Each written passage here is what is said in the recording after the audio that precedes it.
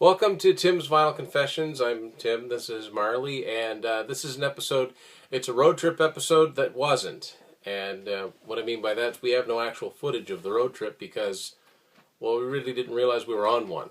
We had another purpose of being in Moncton. Last weekend was for Jack's basketball. Jack's not in this video, obviously. And we had some time to kill, so we hit some spots that we normally hit. First place that we went to, because it was the first place that was open, was Dexter's Flea Market. I said all along, I said, no, we won't go to the flea market this time around, but we ended up going in.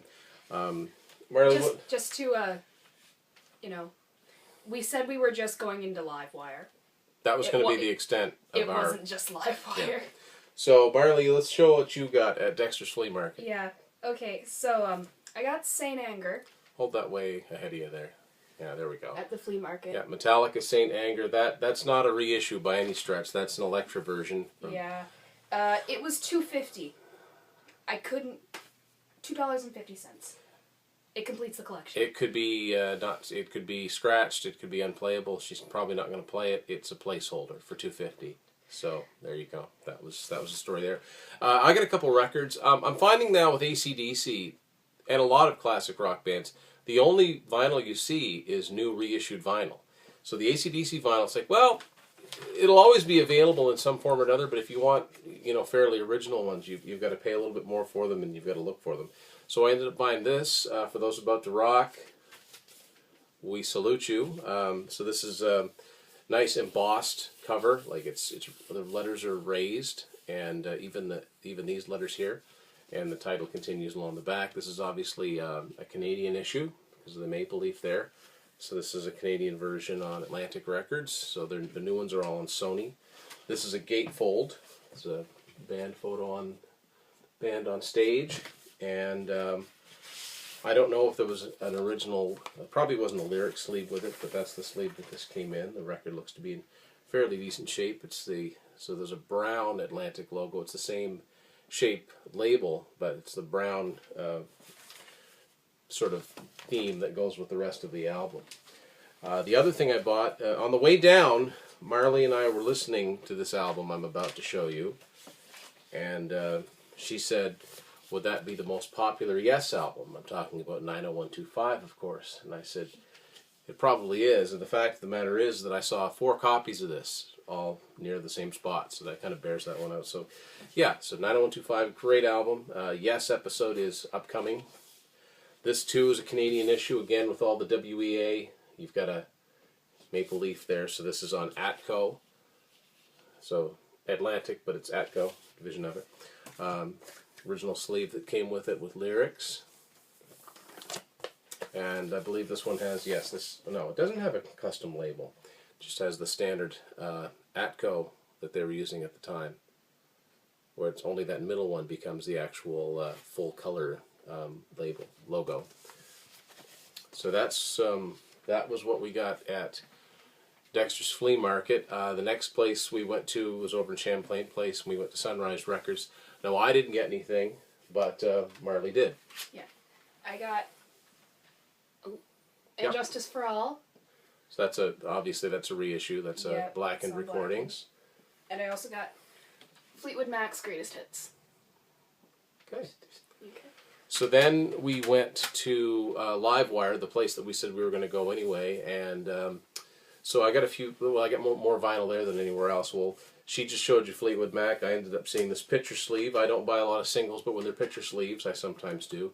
It's a picture sleeve to Don't Stop, and the B-side is Never Going Back Again. That, of course, that's the Rumors album cover, and the back of that, those are pictures that are inside the Rumors album. And the single itself, owned by someone with the initials TB, just the standard Warner Brothers Burbank logo. This is a Canadian single, though. In the fine print, it's Warner Brothers, Warner Music in Ontario. A couple of some records. Somebody had just unloaded some records, so I ended up getting a few pieces of vinyl. This has got one that I already had.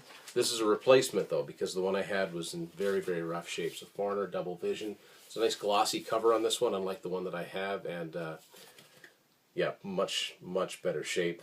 This is a Canadian issue on Atlantic. Just a plain white sleeve that came with this, at least the copy that I have, and somewhat of a custom label for this. Silver with the Atlantic logo there. So yeah, better copy of Double Vision.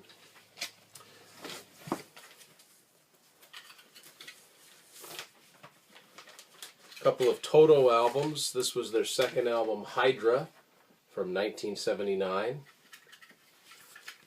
This is a Canadian issue on Columbia. This album looks heavier than it is. It's Toto, so it's a gatefold. So there's some band photos and whatever they were trying to do with that, and has an inner sleeve with the handwritten lyrics and a custom label. Now, basically, what that is the picture that's on the front of the first album, the sword with the rings. So there you go. So there's that one, and I think one of the most brilliantly simple album cover concepts I've ever seen. So I'll hold it up just part of it at a time. So it says Toto. Keep going, and it's a face. There's nothing else written on here. This is the third Toto album. It was not successful. It's called Turn Back. It came out in 1981. And this is actually one of the harder rocking Toto albums. It's pretty guitar centric, and it was a big bomb. And it's actually got some good songs on here, but very minimal. There's not a lot going on here, but it's sort of, they're going for a minimalistic thing. But I love that, just the simple of the making the face there with the band name. So this is the sleeve, sort of reusing that there. Lyrics and credits, and they even made the custom label for this as well. And this is a Canadian issue again on Columbia.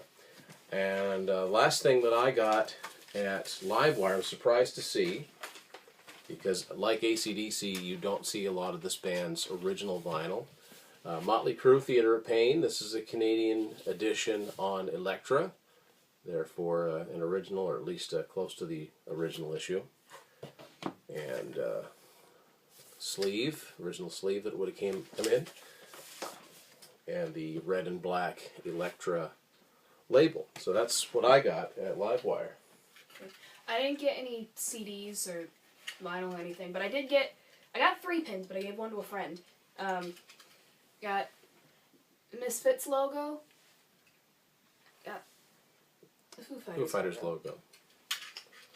And we also went to Spin It, and I think it was a record, a dubious record. It's the first time, I'm pretty sure, in the 6 years or 7 years that I've discovered that store. It's one of my favorite stores, and still is. But I never actually bought anything, and Marley is the only one of us that came out of Spin It with anything. Yeah, I got the Smiths, Hateful of Hollow. Hateful? Hateful of Hollow. Hatful. Hatful. Hatful of Hollow. I've been reading that wrong this whole time. The more you know. All right, so yeah, that was our road trip edition, and looking to things that are upcoming. Of course, Record Store Day coming up in April. I don't think we're going to do our standard road trip episode for that.